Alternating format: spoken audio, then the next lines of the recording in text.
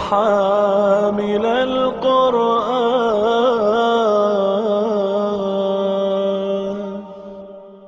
اعوذ باللہ من الشیطان الرجیم. بسم اللہ الرحمن الرحیم. وَإِذَا تُتْلَى عَلَيْهِمْ آيَاتُنَا قَالُوا قَدْ سَمِعْنَا لَوْ نَشَاءُ لَقُلْنَا مِثْلَ هَذَا إِنْ هَذَا إِلَّا أَسَاطِيرُ الْأَوَّلِينَ.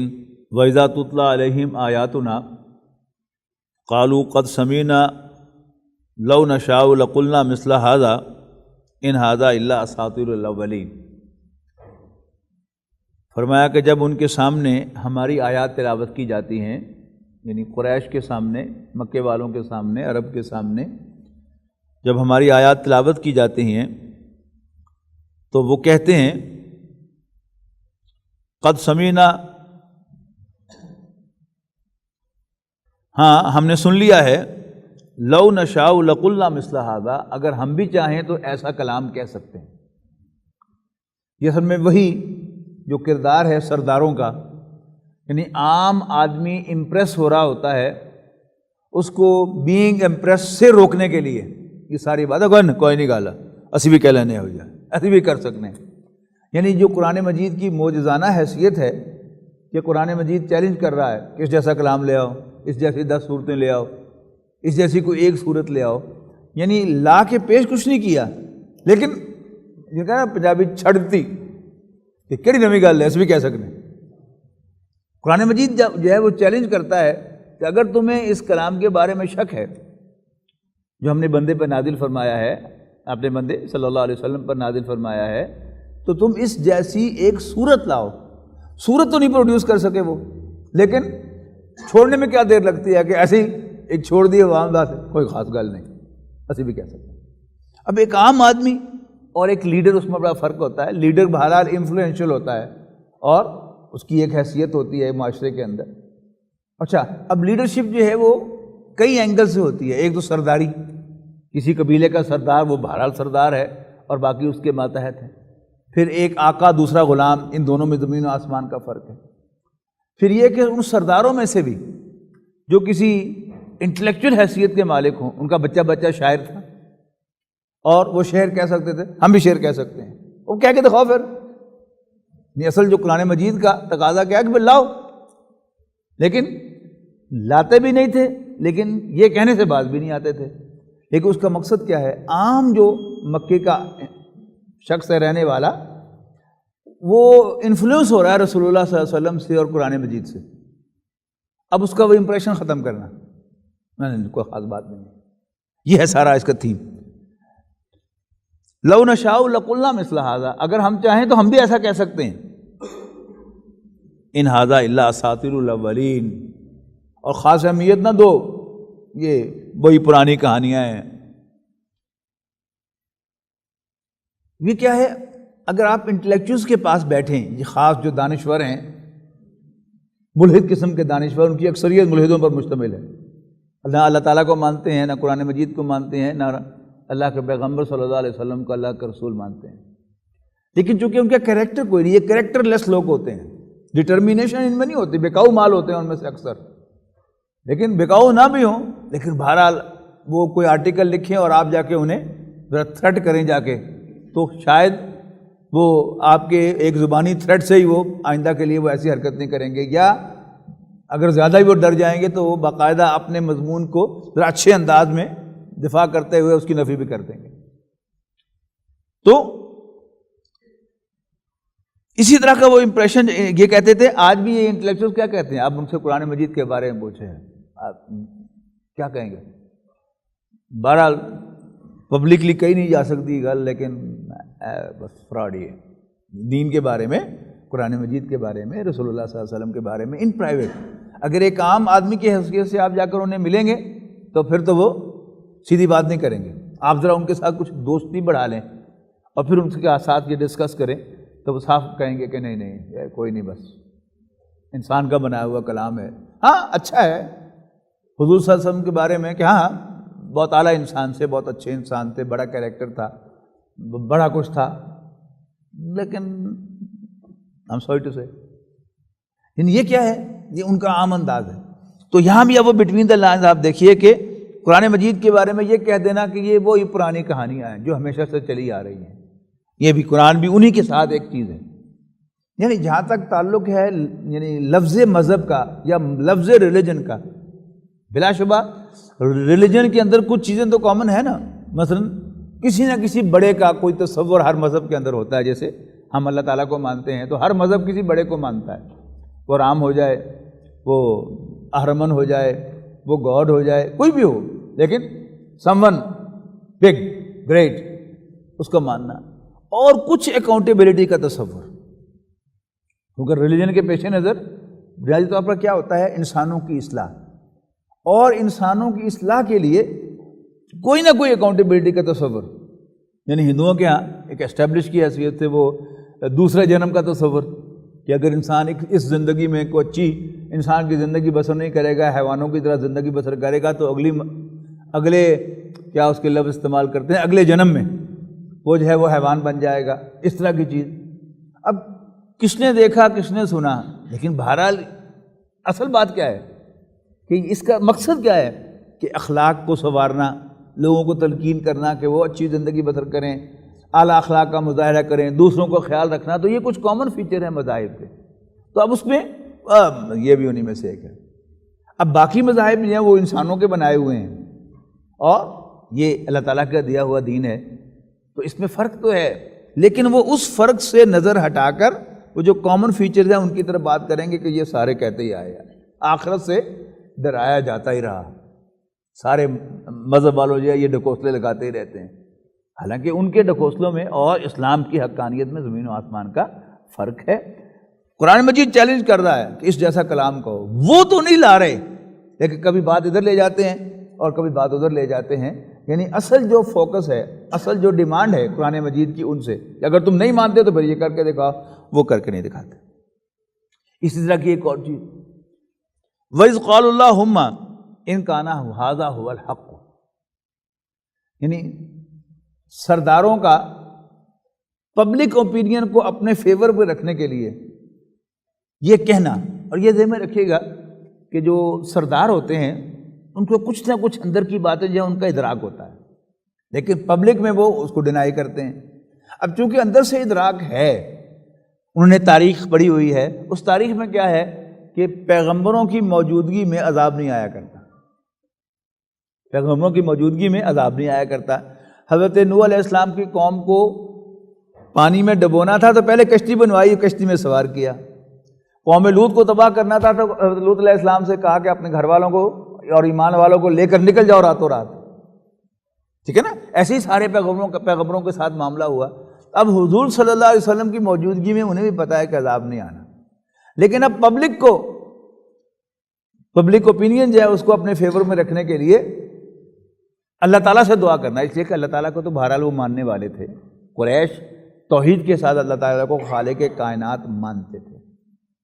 قرآن مجید میں سورہ یونس میں کہا گیا کہ قُلْ مَن يَرْزُقُكُم مِّنَ السَّمَاءِ وَالْأَرْضِ، ان سے پوچھو کہ بھلا تمہیں آسمان اور زمین میں سے رزق کون دیتا ہے، ام مَن يَمْلِكُ السَّمْعَ وَالْأَبْصَارَ، یا یہ پوچھو کہ کون کنٹرول رکھتا ہے تمہارے کانوں اور تمہاری آنکھوں پر، اور کون مردہ کو زندہ سے، زندہ کو مردہ سے پیدا کرتا ہے، وَمَن يُدَبِّرُ الْأَمْرَ، اور کون کاموں کی تدبیر کرتا ہے، سَيَقُولُونَ اللَّهُ، تو کہیں گے اللہ۔ فرمایا فَقُلْ أَفَلَا تَتَّقُونَ، پھر ان سے پوچھو کہ اس سے ڈرتے کیوں نہیں ہو، اور پھر اللہ تعالیٰ نے اپنا تعارف کروایا، قرآنی تعارف، فَذَلِكُمُ اللَّهُ رَبُّكُمُ الْحَقُّ، تو سن لو یہی اللہ جس کے بارے میں تم یہ سب کچھ مانتے ہو، وہی تمہارا آقا، تمہارا رب ہے۔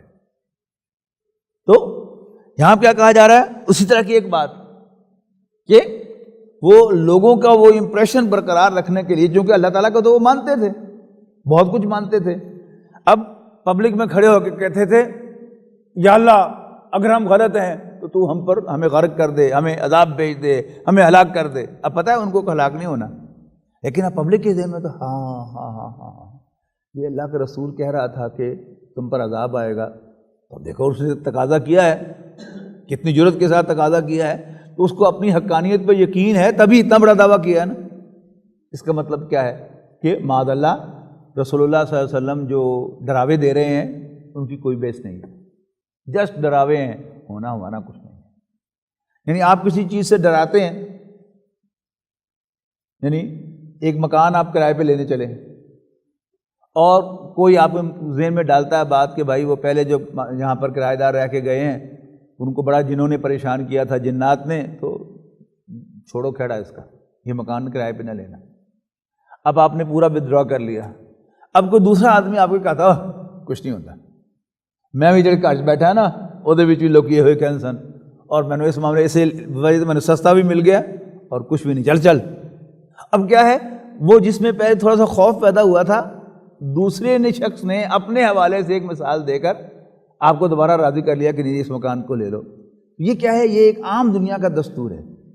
اب قریش کے سردار پبلکلی کھڑے ہو کے کہہ رہے ہیں اللہم ان کان ھذا ھو الحق، اے اللہ اگر یہ سب کچھ جو محمد کہہ رہے ہیں صلی اللہ علیہ وسلم وہ سچ ہے، من عندک تیرے پاس سے آیا ہوا حق ہے، فامطر علینا حجارۃ من السماء، تو ہم پر آسمان سے پتھروں کی بارش برسا دے۔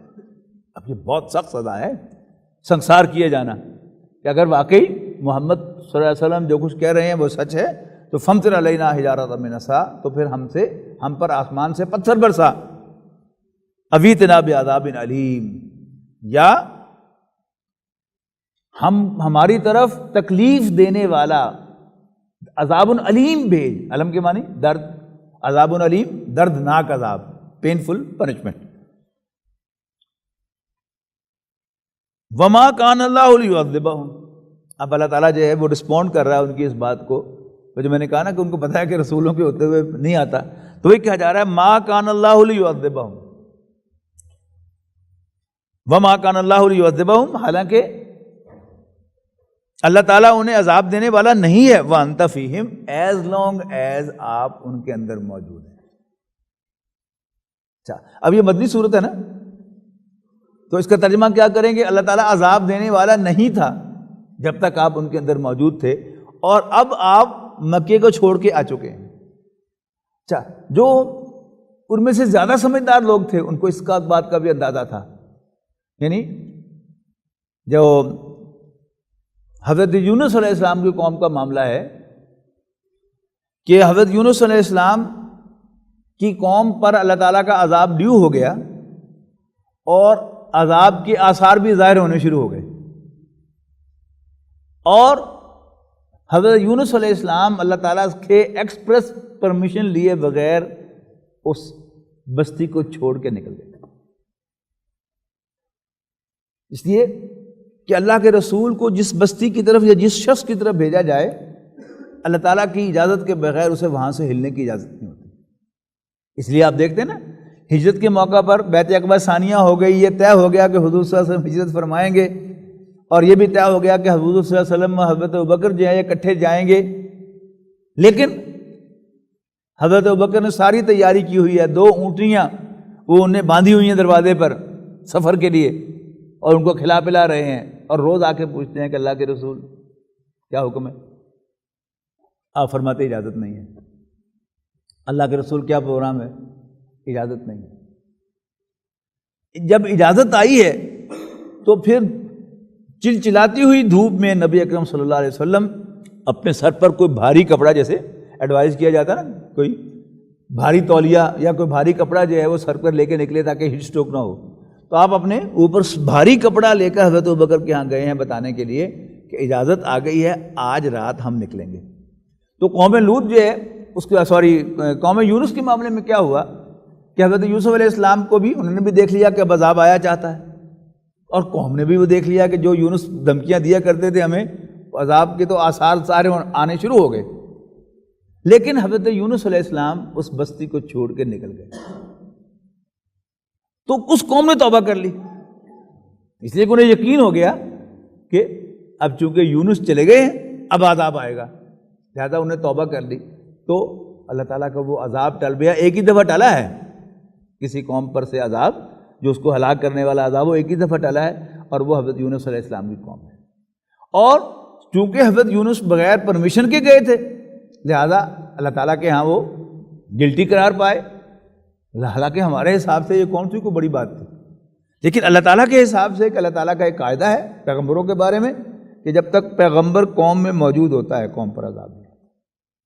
اور حضرت یونس علیہ السلام نے ایکسپریس پرمیشن نہیں لی، جیسے حضور صلی اللہ علیہ وسلم اللہ تعالیٰ کی پرمیشن کا انتظار کرتے رہے تا آگے پرمیشن آ گئی۔ یہاں بھی کیا ہوا، ان کا یہ کہنا کہ ہم بھی ایسا کہہ سکتے ہیں، اور یا اللہ اگر ہم مجرم ہیں تو پھر ہم پر عذاب بھیج دے۔ اس کا جواب ہے وما کان اللہ لیعذبہم وانت فیہم، اللہ تعالیٰ ان پر عذاب بھیجنے والا نہیں ہے جب تک آپ ان میں موجود ہیں۔ وما کان اللہ معذبہم وہم یستغفرون، اور نہ ایسا تھا کہ اللہ تعالیٰ ان پر عذاب بھیجتا جب تک ان میں بخشش مانگنے والے، استغفار کرنے والے موجود۔ یعنی اس کا جو نقشہ ہے وہ کیا ہے کہ جب کسی قوم میں کوئی ایک بھی اللہ تعالیٰ کا نام لینے والا، اللہ تعالیٰ سے بخشش مانگنے والا، اللہ تعالیٰ کے سامنے گڑ گڑانے والا موجود ہوتا ہے تو بھی اللہ تعالیٰ اس قوم پر عذاب نہیں بھیجتا۔ ہاں، حدیث کے اندر ایک واقعہ حضور صلی اللہ علیہ وسلم نے بیان فرمایا ہے کہ اللہ تعالیٰ نے حضرت جبرائیل علیہ السلام کو کہا کہ فلاں فلاں بستیوں کو ان کے رہنے والوں پر جا کے الٹ دو، یعنی اٹھا کر مدہ کر دو، تلپٹ، اپ سائڈ ڈاؤن۔ تو حضرت جبرائیل نے کہا کہ اللہ اس میں تو تیرا ایک فلاں بندہ ہے جس نے پلک جھپکنے کے دیر بھی تیری نافرمانی نہیں کی۔ طرف کہتے ہیں نا سائڈ کو، طرفت عین یعنی یوں نظر ادھر سے ادھر گھما کے کرنا، جس کے ہمارے محاورے میں کیا کہتے ہیں، پلک جھپکنے کی دیر۔ تو اللہ تعالیٰ نے فرمایا کہ جبرائیل تم اس بستی کو پہلے اس پر الٹو اور پھر دوسروں پر الٹو۔ کیوں؟ اس لیے کہ میری نافرمانی ہوتے ہوئے دیکھ کر کبھی اس کے چہرے کا رنگ بھی نہیں بدلا۔ یعنی وہ اللہ اللہ تو کرتا ہے لیکن نہی عن المنکر کا کام نہیں کرتا، اور نہی عن المنکر کے تقاضے کیا ہیں؟ نمبر 1 ہاتھ سے روکو، نمبر 2 زبان سے روکو، نمبر 3 دل سے برا جانو۔ اب دل سے برے جانے کا اثر کیا ہوتا ہے کہ انسان کچھ کر نہیں سکتا لیکن اسے غصہ آتا ہے، وہ دانت پیستا ہے، رنگ اس کا سرخ ہو جاتا ہے اللہ تعالیٰ کی نافرمانی کو دیکھ کر۔ یعنی جب بھی کوئی ان پلیزنٹ چیز آپ کے سامنے آئے گی تو وہ اس کا جو ان پلیزنٹنس ہے، اس کی جو انسان کو اس کی بٹرنس فیل ہوتی ہے، اس کے اثرات جو ہیں وہ چہرے پر نمایاں ہوتے ہیں۔ تو جب کسی شخص کا اللہ تعالیٰ کی نافرمانی اور بغاوت دیکھ کر رنگ بھی نہ بدلے، چہرے کا رنگ میں متغیر نہ ہو، تو پھر کیا ہے، وہ اصل میں اللہ تعالیٰ کے عذاب کو دعوت دیتا ہے۔ یعنی ابھی ہم آ رہے تھے، لیٹ ہونے کی وجہ بھی یہ ہوئی کہ ایک ریلی نکلی ہوئی تھی اور لڑکوں نے کالج کی، جیسے معلوم ہے جیسے کہ پورا کالج اور پوری یونیورسٹی جو ہے وہ سڑک پر آ گئی ہے، کاروں پر، موٹر سائیکلوں پر، اور رنگ ڈالے ہوئے تھے انہوں نے۔ مجھے تو نہیں معلوم کہ یہ کوئی ہندوؤں کی رسم ہے کہ ہولی وغیرہ کی ہے، کس کے ساتھ ہے، لیکن شک یہی ہے کہ ہندوؤں کی کسی رسم کو انہوں نے اختیار کیا ہے۔ تو بہرحال میں کر تو کچھ نہیں سکتا تھا، لیکن جھنجھلاہٹ مجھے ضرور ہوئی اس پر کہ اللہ تعالیٰ کے عذاب کو یہ دعوت دینے والی بات ہے، تو کم سے کم یہ تو ہو۔ تو جب تک قوم استغفار کرتی رہتی ہے، غلطیاں کر رہی ہے لیکن ڈر بھی رہی ہے، ساتھ ساتھ اللہ تعالیٰ سے بخشش بھی مانگ رہی ہے، تو پھر عذاب نہیں آتا۔ یا کوئی پیغمبر ان کے اندر موجود ہو، اللہ کا کوئی رسول موجود ہو، تو بھی اس قوم پر عذاب نہیں آتا۔ وَمَا لَهُمْ أَلَّا يُعَذِّبَهُمُ اللَّهُ وَهُمْ يَصُدُّونَ عَنِ الْمَسْجِدِ الْحَرَامِ۔ اب دوسری طرف کی بات کی جا رہی ہے کہ صحابہ کرام کو اور نبی اکرم صلی اللہ علیہ وسلم کو مسجد حرام میں سے نکال دیا گیا ہے، اور اب انہیں نہ عمرہ کرنے کی اجازت ہے نہ حج کرنے کی اجازت ہے، گویا مسجد حرام ان پر بند کی گئی ہے۔ یہ بھی تو جرم ہے نا۔ اچھا، اب یہ بھی جرم ایسا ہے کہ اس پر انہیں سزا ملنی چاہیے۔ اب قریش مکہ کو اللہ تعالیٰ نے جو سزا دی وہ اللہ تعالیٰ نے مسلمانوں کے ہاتھوں سے دی، یعنی نبی اکرم صلی اللہ علیہ وسلم اور پچھلے پیغمبروں اور امت مسلمہ اور سابقہ جو امتیں ہیں ان کے درمیان جو فرق ہے، ان میں سے ایک فرق کیا ہے؟ اللہ تعالیٰ پچھلی قوموں پر یا آسمان سے کوئی عذاب بھیجتا تھا یا زمین کے نیچے سے کوئی عذاب بھیجتا تھا۔ زمین کے نیچے سے عذاب، زلزلہ، سیلاب، یہ زمین کے نیچے سے، اور بارش، کڑک اور آندھی، یہ کیا ہیں؟ یہ اوپر سے طوفان آتے ہیں۔ لیکن نبی اکرم صلی اللہ علیہ وسلم کے زمانے میں یہ بات بھی بدل گئی کہ نبی اکرم صلی اللہ علیہ وسلم کا انکار کرنے والوں کو سزا اللہ تعالیٰ نے مسلمانوں کے ہاتھوں دلوائی۔ اب جو کہ غزوہ بدر کے بارے میں تبصرہ اس صورت کے اندر آ رہا ہے، اب اسی کا ایک بیان ہو رہا ہے کہ they deserve to be punished. کیوں؟ کہ انہوں نے مسجد حرام کو اللہ کی یاد کرنے والے، اللہ کے لیے نماز پڑھنے والے، طواف کرنے والوں اور حج کرنے والوں کے لیے بین کر دیا۔ اب بات ادھر مڑ رہی ہے، وَمَا لَهُمْ اللہ يُعَذِّبَهُمُ اللَّهُ، اب ان کے پاس کیا پلی رہ گئی ہے، کیا جواز رہ گیا اس بات کا کہ اللہ يُعَذِّبَهُمْ اللہ، کہ اللہ تعالیٰ انہیں سزا نہ دے، انہیں عذاب نہ دے۔ وَهُمْ يَصُدُّونَ عَنِ الْمَسْجِدِ الْحَرَامِ، جبکہ وہ مسجد حرام سے روک رہے ہیں، یعنی انہوں نے حج اور عمرہ سے بین کر دیا ہوا ہے کچھ لوگوں کو کہ تم مسجد حرام میں داخل نہیں ہو سکتے۔ وَمَا كَانُوا أَوْلِيَاءَهُ، حالانکہ وہ اس مسجد کے متولی نہیں ہیں۔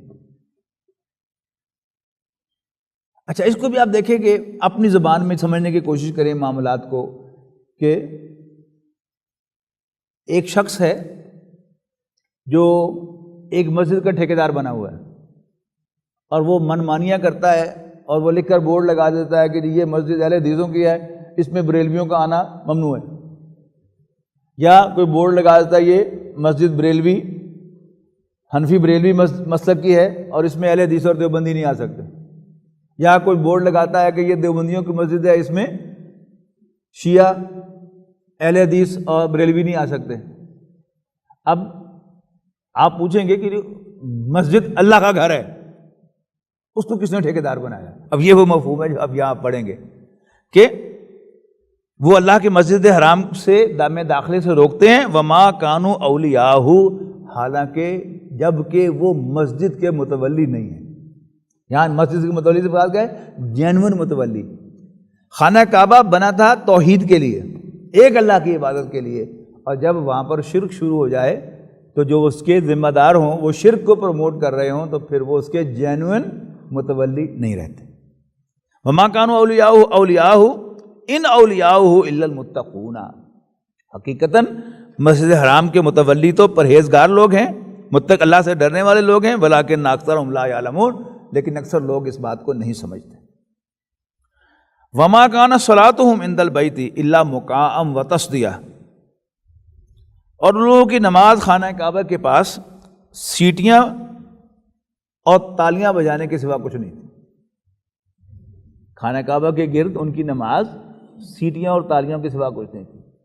بڑی بڑی برگل چیزیں وہاں پر وہ کیا کرتے تھے، ایک تو طواف کرتے ہوئے سیٹیاں بجانا اور تالیاں پیٹنا، یہ ان کا عام دستور تھا، اور بہت زیادہ اللہ تعالیٰ کی محبت سے گرفتار ہو کر طواف کرتے ہوئے، جیسے نا طواف کا پہلے بنیادی بات سمجھ لیجئے، حج وہ عبادت ہے کہ جس میں جو عام اللہ تعالیٰ کے احکام ہیں ان کو وائلیٹ کیا جاتا ہے اللہ تعالیٰ کے حکم سے۔ مثلا عام حکم کیا ہے کہ تم ڈیسنٹ لباس پہن کر اللہ کی خدمت میں حاضر ہو۔ سورہ اعراف میں ہم پڑھ کے آئے ہیں کہ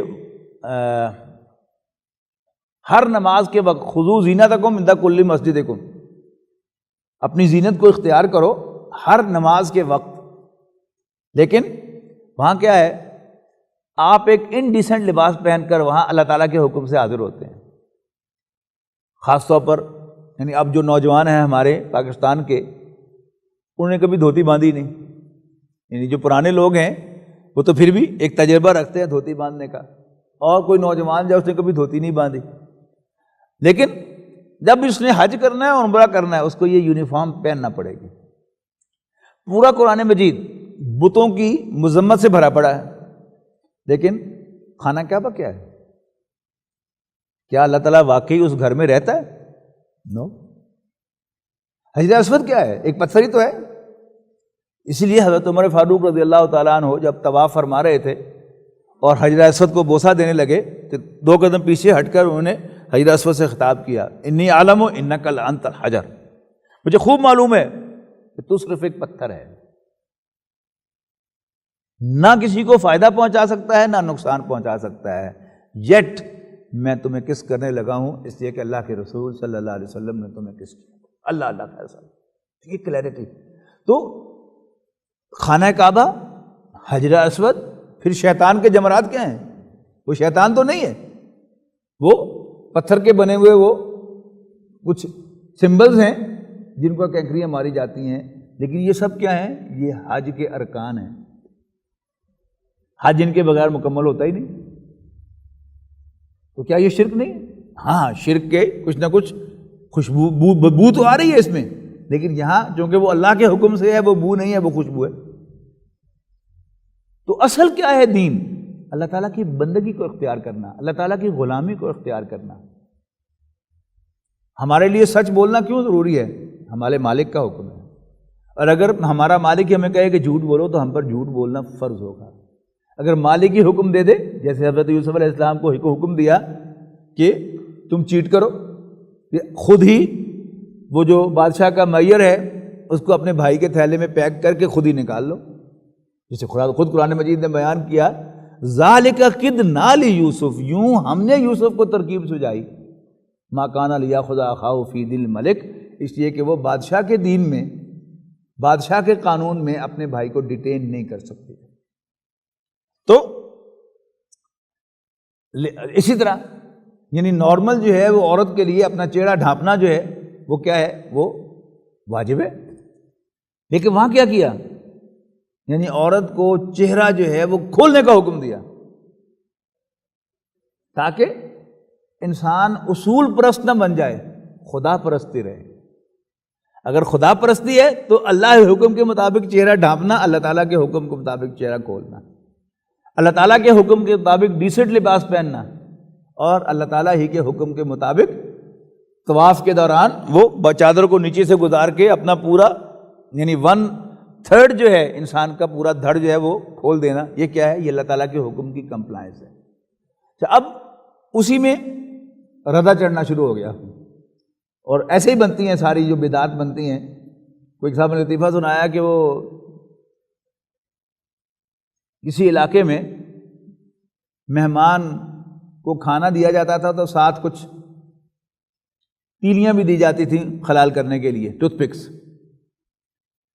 پھر کسی کو خیال آیا کہ چھوٹے بڑے کا فرق ہے، لکڑی رکھ دی جائے ساتھ، اور ساتھ چاقو رکھ دیا جائے کہ وہ اپنے حساب سے خود وہ بنا لے۔ اب وہ لکڑی جو ہے وہ ساتھ دسترخوان پر رکھی جاتی تھی، تو کسی نے سوچا کہ یہ تو بری لگتی ہے۔ اب وہ اصل بات بھول گئی کہ رکھی کیوں تھی، یہ بری لگتی ہے۔ انہوں نے کہا نہیں، ذرا اچھی طرح کوئی پالش جو ہے وہ رکھ کے لکڑی دینی چاہیے۔ تو اس کو باقاعدہ تیار کر کے وہ فیشن یہ بن گیا کہ دسترخوان کے ساتھ ایک بڑا پالش کیا ہوا ایک ڈنڈا جو ہے وہ بھی رکھ دیا جاتا تھا۔ اب وہی ایک ٹریڈیشن بن گیا۔ اسی طرح یعنی اللہ تعالیٰ کے حکم سے جسم کا کچھ حصہ کھولنا کیا تھا؟ وہ طواف کا فرض تھا، رکن تھا طواف کا، لیکن اب وہ اصل بات غائب ہو گئی کہ اللہ تعالیٰ کے حکم سے ہم نے کرنا ہے اور یہی مطلوب ہے۔ اب کیا ہو گیا؟ انہوں نے کہا جی ہاں اچھا اللہ تعالیٰ کو یہ پسند ہے کہ ہم جسم ننگا کریں، تو اگر اتنا سا ننگا کرنے سے وہ بڑا خوش ہوتا ہے تو شاید میں اگر پورا ہی ننگا ہو جاؤں تو شاید بہت زیادہ خوش ہو جائے گا اللہ تعالیٰ۔ تو وہ جو ہے ان میں سے جو زیادہ دیندار لوگ تھے، جو اپنی دینداری کا زیادہ اظہار کرنے کے لیے وہ برہنہ طواف کیا کرتے تھے خانہ کعبہ کا۔ اب کی نہیں تو تصور میں بھی نہیں آتا، لیکن قرآن مجید بھی گواہ ہے اور صحیح روایات بھی گواہ ہیں کہ وہ ایسا کیا کرتے تھے۔ تو اب یہاں کیا کہا گیا کہ وَهُمْ يَصُدُّونَ عَنِ الْمَسْجِدِ الْحَرَامِ وَمَا كَانُوا أَوْلِيَاءَهُ، وہ تو اس کے متولی بھی نہیں ہیں۔ کیوں متولی نہیں ہے؟ وَمَا كَانَ صَلَاتُهُمْ عِندَ الْبَيْتِ إِلَّا مُقَامًا وَتَصْدِيَةً، کہ خانہ کعبہ کے نزدیک اس کے گرد ان کی نماز جو ہے وہ تالیوں اور سیٹیوں پر مشتمل ہے۔ فَذُوقُوا الْعَذَابَ، لہذا چکھو مزہ عذاب کا، بِمَا كُنتُمْ تَكْفُرُونَ، اپنے کفر کی وجہ سے جو تم کرتے رہے ہو۔ ان الذین کفروا ينفقون اموالهم لیصدوا عن سبیل اللہ، یقیناً وہ لوگ جنہوں نے کفر کیا یعنی کافر، وہ اپنے مال خرچ کرتے ہیں لوگوں کو اللہ کے راستے پر آنے سے روکنے کے لیے۔ آپ اندازہ لگائیے کہ اس وقت جو ویسٹرن مشنریز ہیں اور یہ ہمارے قریب ہندوستان کے اندر اب اسلام کا راستہ روکنے کے لیے اور ہندو مت کو پروموٹ کرنے کے لیے کتنا پیسہ ہندوستان کی حکومت لگا رہی ہے۔ عیسائی مشنریز اسلام کا راستہ روکنے کے لیے کیا کچھ کر رہے ہیں، اور اب تو ساری باتیں کھل رہی ہیں آہستہ آہستہ۔ یہ 9/11 کا ڈرامہ اور اپنے ہزاروں بندوں کو مروا لینا اور اپنے بجٹس میں اتنا زیادہ اضافہ کر لینا، کس لیے؟ مسلمانوں کا راستہ روکنے کے لیے۔ اب اس کا ذکر ہے کہ ان الذین کفروا ينفقون اموالهم لیصدوا عن سبیل اللہ، کافر اپنے مال خرچ کرتے ہیں لوگوں کو اللہ کے راستے پر آنے سے روکنے کے لیے۔ فَسَيُنْفِقُونَهَا، تو ابھی وہ اور بھی خرچ کریں گے۔ ثُمَّ تَكُونُ عَلَيْهِمْ حَسْرَةً، اور پھر یہ سارا خرچ کرنا ان کے لیے باعث حسرت ہوگا۔ ہوتا نا کہ انسان ایک کام میں خرچ کر رہا ہے پیسہ، بعد میں خرچ کر رہا ہو یہ تو میں نے غلط کیا، پھر اسے احساس ہوتا ہے، حسرت ہوتی ہے کہ ہو آئی واز رانگ، کاش کہ میں کم سے کم یہ مال تو ضائع نہ کرتا، کاش میں ایسا نہ کرتا۔ تو ان قریب کیا ہو جائے گا؟ ثم تکون علیہم حسرتاً، اور پھر یہ سب کچھ ان کے لیے باعث حسرت ہوگا۔ ثم یغلبون، اور پھر ان پر غلبہ بھی پا لیا جائے گا۔ اب یہ صورت نازل ہو رہی ہے غزوہ بدر کے بعد۔ سورہ بقرہ کا نزول غزوہ بدر سے پہلے ہے اکثر سورۃ بقرہ کا، اور یہ صورت جو ہے وہ غزوہ بدر پر تبصرہ کر رہی ہے۔ اٹ مینس غزوہ بدر کے بعد ہوئی ہے سن 2 ہجری میں، اور 6 سال کے بعد، یعنی غزوہ بدر بھی رمضان میں ہے اور فتح مکہ بھی رمضان میں ہے، ٹھیک 6 سال کے بعد ثم یغلبون، پھر ان پر غلبہ بھی پا لیا جائے گا، وہ مغلوب بھی ہو جائیں گے۔ والذین کفروا الی جہنم یحشرون، مزید برآں کافر جہنم کی طرف ہانکے جائیں گے، یعنی یہاں بھی انہیں سزا ملے گی اور آخرت میں بھی انہیں جہنم کی طرف ہانکا جائے گا۔ لیمیز اللہ الخبیث من الطیب، کیا مقصد ہے؟ تاکہ اللہ تعالیٰ ناپاک کو پاک سے الگ کر دے، یعنی وہی جو مضمون پہلے سے چل رہا ہے نا کہ جب تک اللہ اللہ کرنے والے موجود ہوں گے اللہ کا عذاب نہیں آئے گا۔ اب اللہ کا عذاب بھیجنا ہے تو اللہ تعالیٰ کا قاعدہ کیا ہے کہ پہلے اللہ تعالیٰ جو ہے ان کو علیحدہ علیحدہ کر لیتا ہے، جس کی میں نے مثالیں دی ہیں آپ کو۔ حضرت لوط سے کہا کہ قوم کو لے کے نکل جاؤ، حضرت نوح علیہ السلام کو کشتی پر سوار کرانے کا حکم دیا گیا، یہ کیا ہے؟ علیحدہ کرنا۔ لیمیز اللہ الخبیث من الطیب، تاکہ اللہ تعالیٰ ناپاک کو پاک سے علیحدہ کر دے، وَيَجْعَلَ الْخَبِيثَ بَعْضَهُ عَلَى بَعْضٍ، اور ناپاک کے ایک دوسرے پر ڈھیر پہ ڈھیر لگا دے۔ فَيَرْكُمَهُ، اور ان کا ایک ڈھیر بنا کر فَيَجْعَلُهُ فِي جَهَنَّمَ، اور پھر اس کو جہنم میں ڈال دے۔ اولئک هم الخاسرون، یہی بالآخر نقصان سے دوچار ہونے والے ہیں۔ اس کے بعد فرمایا قل للذین کفروا، اے نبی صلی اللہ علیہ وسلم کافروں سے کہہ دو ان ینتہوا یغفر لہم، اگر وہ باز آ جائیں گے تو انہیں بخش دیا جائے گا، یعنی آج تک انہوں نے جو بھی زیادتیاں مسلمانوں پر اور اسلام پر کی ہیں وہ سب بخش دی جائیں گی، معاف کر دی جائیں گی۔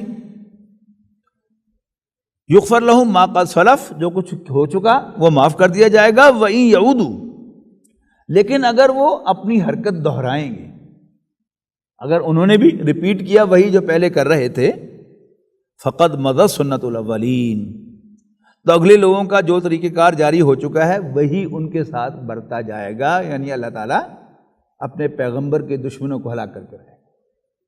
یہ میں نے خاص طور پر کہا پیغمبر کے دشمن۔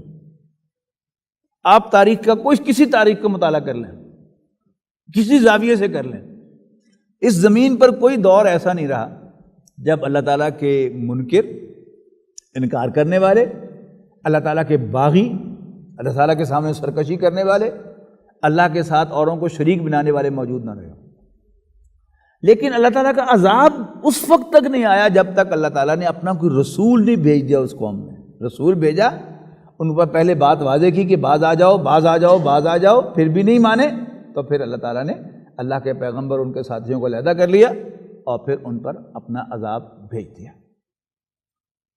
تو ان ینتہوا، اگر وہ باز آ جائیں گے، یغفر لہم ما قد سلف، ان کے پچھلے گناہ معاف کر دیے جائیں گے۔ وَإِن يَعُودُوا، اور اگر وہ وہی حرکتیں کرنے لگیں گے، فقد مضت سنت الاولین، تو جو اللہ تعالیٰ نے طریقہ کار روا رکھا وہی ان کے ساتھ بھی روا رکھا جائے گا اور انہیں بھی ہلاک کر دیا جائے گا۔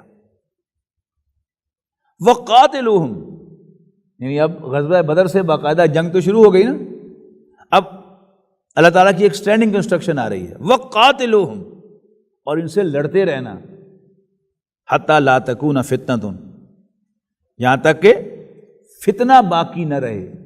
اور فتنہ کیا ہے؟ اللہ تعالیٰ کی بغاوت، اللہ تعالیٰ کے ساتھ شرک۔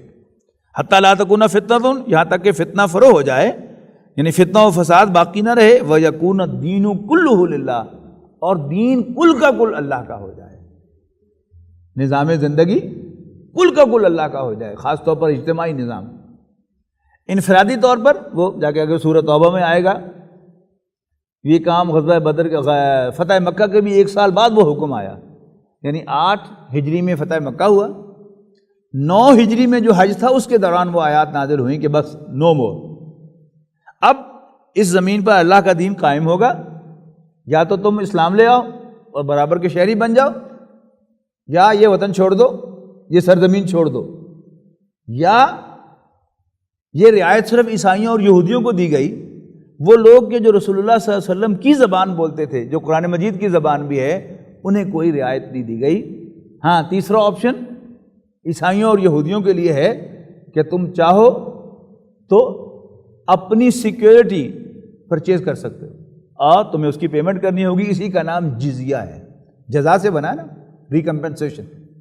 جو مسلمان ہے وہ تو اسلامی ریاست کا اصل شہری ہے، اور اسلامی ریاست کا فرض ہے کہ اس کی جان و مال کی حفاظت کرے اور عزت و ابرو کی حفاظت کرے۔ غیر مسلم ان کا حق نہیں ہے، لیکن اگر غیر مسلم جزیہ دے کر اسلام کی سپریمیسی کو تسلیم کرتے ہوئے رہنا چاہے تو پھر اس کو سیکیورٹی فراہم کی جا سکتی ہے۔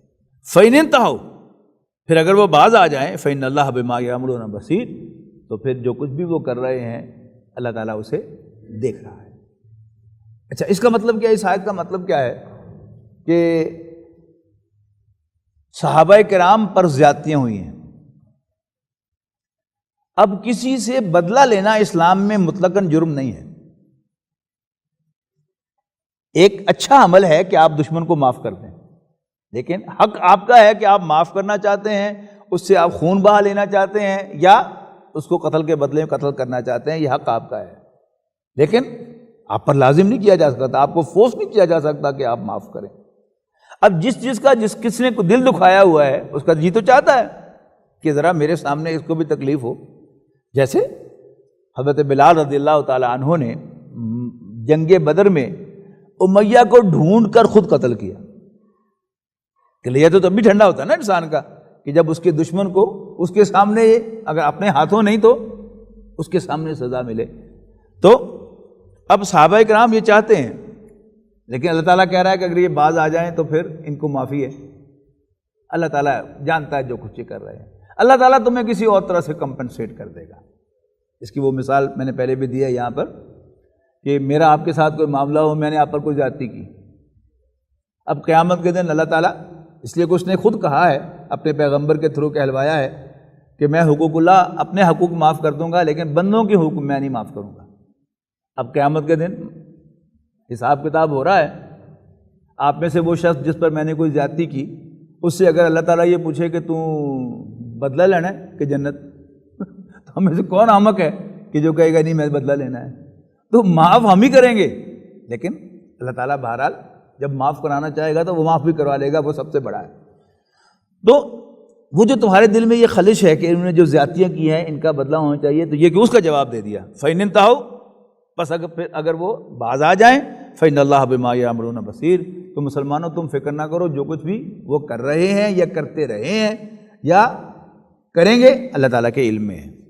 فَإِنِ انتَهُوا فَإِنَّ اللَّهَ بِمَا يَعْمَلُونَ بَصِيرٌ وَإِن تَوَلَّوْا، اور اگر انہوں نے منہ پھیرا، یعنی دوبارہ انہوں نے وہی حرکت کی، فَاعْلَمُوا أَنَّ اللَّهَ مَوْلَاكُمْ، تو یاد رکھنا اللہ تعالیٰ تمہارا پشت پناہ ہے، اللہ تعالیٰ تمہارا حامی ہے۔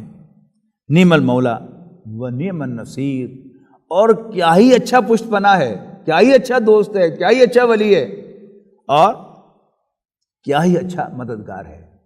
تو مسلمانوں کو یعنی یہ یقین رکھنا چاہیے کہ اگر ہم اللہ تعالیٰ کے وفادار ہیں تو اللہ تعالیٰ بھی ہماری پشت پناہی کر رہا ہے، اللہ تعالیٰ بھی ہماری پشت پر ہے، اور وہ ہر چیز پر قادر بھی ہے اور اس کو سب علم بھی ہے، لہذا اللہ تعالیٰ جو ہے وہ ہماری بہترین ٹیک کیئر بھی کرے گا۔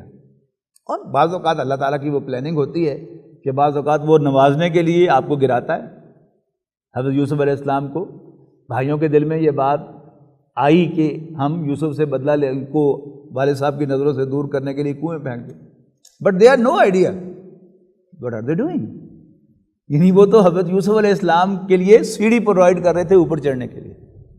تو اللہ تعالیٰ کے کام جو ہیں وہ بڑے نرالے ہیں، اسے مجھ سے اور آپ سے مشورہ کرنے کی ضرورت نہیں ہے کہ میں یہ کام کیسے کروں، وہ سب اپنے کام جانتا ہے، خوب جانتا ہے، اور خوب اپنے علم اور اپنی قدرت کے مطابق کرتا ہے۔ بارک اللہ لی ولکم فی القرآن العظیم ونفعنی وإیاکم بالآیات والذکر الحکیم۔